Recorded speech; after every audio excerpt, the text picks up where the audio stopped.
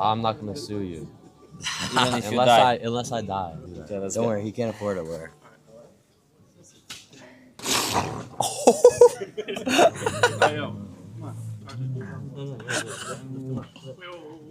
Oh shit, is he dead?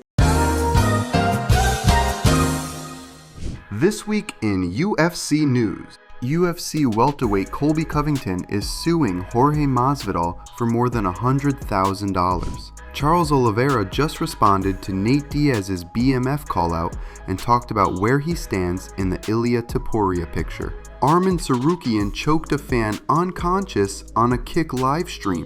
Tom Aspinall gave an update on his recovery, and Joe Pyfer opened up about his mental health after finishing Israel Adesanya while already looking ahead to Khamzat Chimaev. Let's get into it. A civil lawsuit hit Miami-Dade court on March 23rd, filed by Covington through attorney Javier A. Finley, and the story first got reported this week by Fox Sports South Florida host Andy Slater.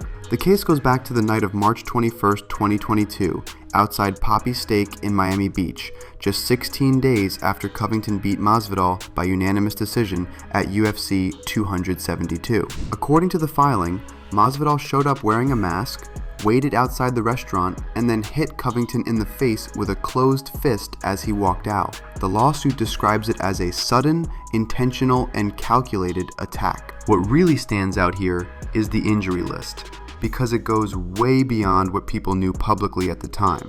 The court documents mention a brain injury, a chipped tooth, and around $15,000 in damage to his Rolex. His legal team says the injuries are permanent or ongoing, and they're asking for a jury trial. Now, from a legal angle, this is where it gets interesting. Florida gives you 4 years to file a battery claim under Section 95.11. The attack happened on March 21st, 2022, and a lawsuit was filed on March 23rd, 2026, which could put it 2 days past the deadline, depending on when that clock officially started. On the criminal side, that part is already over. Masvidal pleaded guilty to misdemeanor battery after prosecutors dropped the felony charges in a plea deal. He spent 2 days in jail with credit for time served, paid $955 in fees, and when he walked out of court, his response was, "Fuck you, Colby. It's going to be a fucking movie now."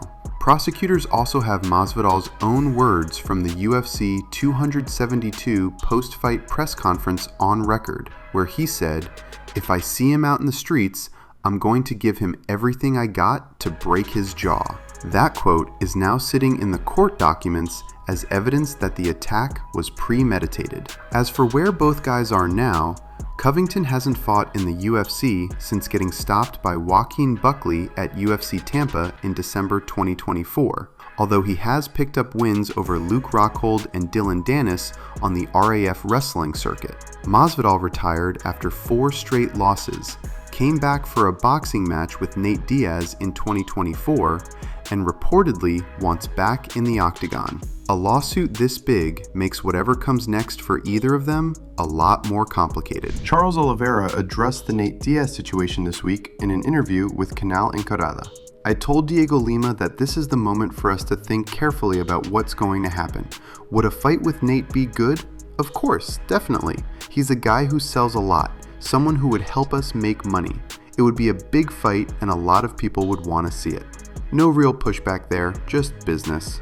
Oliveira framed it as a smart fight for both sides, while also making it clear he's watching the winner of Ilia Topuria versus Justin Gaethje for the lightweight title unification. He also had an interesting read on McGregor's return.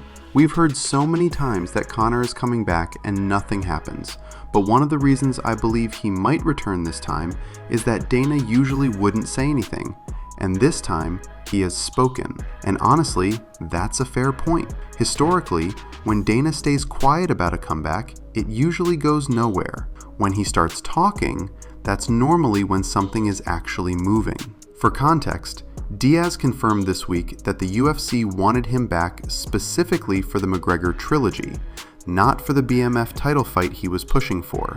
And when the UFC wouldn't move on Oliveira, Diaz ended up taking a deal with MVP to fight Mike Perry on the Netflix card on May 16th for reportedly more than $10 million.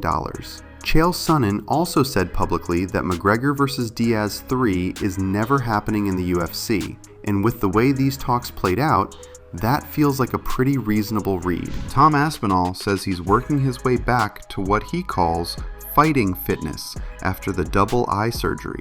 There's still no timeline, but the UFC heavyweight champion is at least moving in the right direction.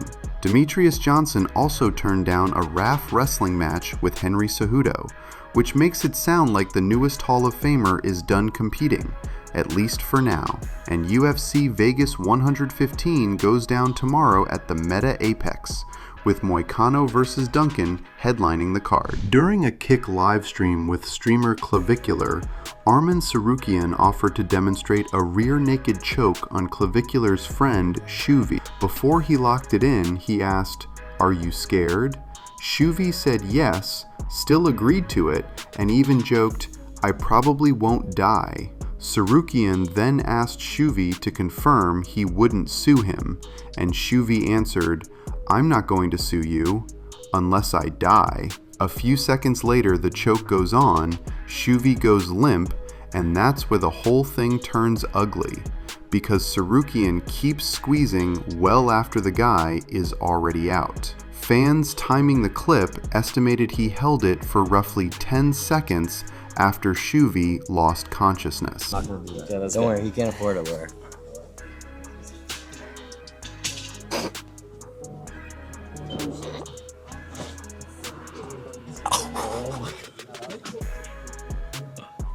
He lasted a long time. You still there? He's out? No. He's out. All right. He's out.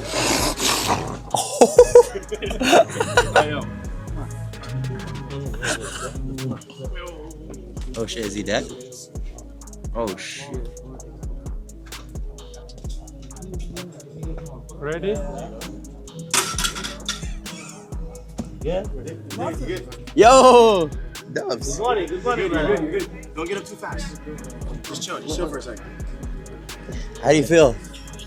Was that crazy? What the hell? What the fuck I happened? shot like the craziest dream, bro. Yeah, Like, you're gonna have a dream right away. You have a dream? Yes, bro. What do you have a dream about? I don't even know. That was the craziest shit.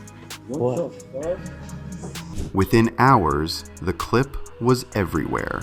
The reactions were all over the place. Some people joked about it, some were genuinely disturbed, and a lot of fans pointed out the obvious. Holding a choke that long on someone untrained can do real damage. Others tied it back to Dana White already dragging his feet on giving Tsarukyan a title shot after he pulled out of the Islam Makhachev fight at UFC 311. And that's what makes this worse. It doesn't feel like one isolated moment. There was the fan punch at UFC 300, the UFC 311 withdrawal, the Dan Hooker weigh-in headbutt that broke Hooker's nose, and the RAF 06 brawl. At a certain point, the pattern just starts speaking for itself, and it lines up a little too well with what Dana White said at the UFC 326 press conference. Where there's smoke, there's fire. Joe Pyfer finished Israel Adesanya at UFC Seattle, and what he's said since might be just as notable as the knockout itself. Adesanya hasn't won since taking the title back from Alex Pereira at UFC 287, which makes this loss hit even harder. The ones that have, this is our guy. Like, this is just what we do. We're competitors, you know, but we're not enemies. And I think I used to view everybody I was fighting as an enemy before. But, you know, we're with everything that's happened in my life and my faith, like, we're all supposed to be for each other, you know what I mean? Like, and you know, that's our guy. That's my guy, you know what I mean? Like, that's like, we're supposed to be picking him up and encouraging him to move forward. You know, he just said he's not leaving, and he's one of the best of all time. It's not like he didn't fight well. It's not like he didn't have some success, and everybody's just, you know, clowning the guy like he wasn't the best in the world, or like he didn't have a good fight against me. And I feel like that's just kind of, it's just cold. So Pyfer also told reporters to do your due diligence when he got asked about a possible Khamzat Chimaev fight, with one eye clearly on UFC 328, where Chimaev defends against Sean Strickland in Newark on May 9th. I think you have to obviously do your due diligence on your wrestling and understand that the only thing he's going to throw in the beginning is to set up that initial takedown. He wants to wrestle early so he can fatigue you. And if you're super disciplined, I would say probably for like the first 10 minutes of that fight where you're just ready for the shot and you're just throwing everything up the middle and changing levels with him, where you're staying low and you're staying grounded so he doesn't get a chance to get under you. I think that you have a very, very, very good chance of winning. But, you know, that's just from what we've seen. I think if you're able to stop the takedown, you have a very fair chance of beating Khamzat. But, you know, it's not like he's not a threat on feet. Definitely hits hard. He's definitely got speed. He's definitely complete. It's just he's a lot more uncomfortable on the feet if he can't dictate it. So, yeah, throw things up the middle, man, and make it chaotic. He doesn't want chaos. He wants control. So if you can make it chaotic, he's going to struggle. His stock has never been higher, and the middleweight division suddenly has a lot of moving pieces heading into that title fight. I'll see you in the next one.